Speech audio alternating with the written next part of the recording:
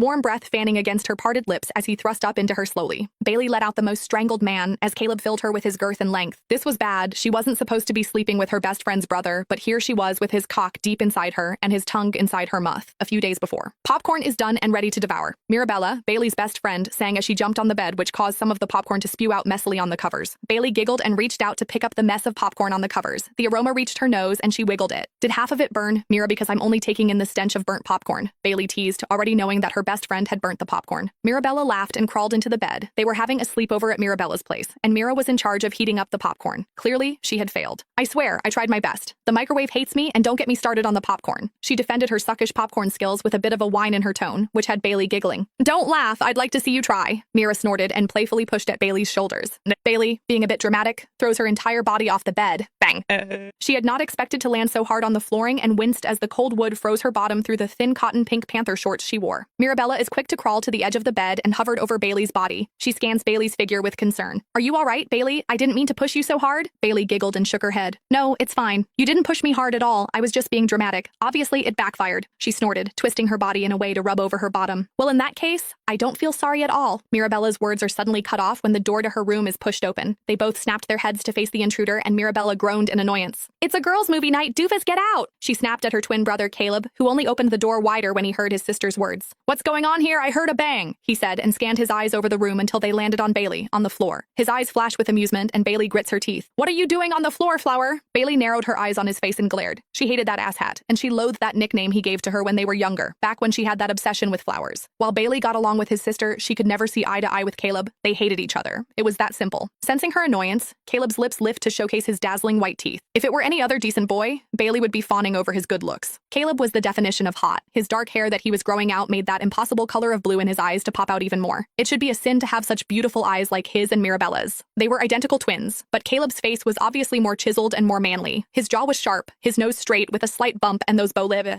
Why did he have to have such a pretty mouth for a boy? Her eyes rolled down the length of his body. Caleb was not at all bulky like the rest of the guys on the football team, but he was lean in tone and definitely tall as hell. Her head could barely reach his shoulder. And the way those sweats hung so low on his waist, Caleb was every girl's fantasy, just not hers. Eyes up here, Flower. Caleb's voice draws her out of her thoughts, and her eyes quickly snap up. Those blue eyes are taunting her across the room, and Bailey's glare intensified as she rose off the floor and rubbed her bottom. Caleb's eyes fall to her hand, and he watches the action with an intensity that nearly had her blushing. Bailey settles on the bed, hiding her bum from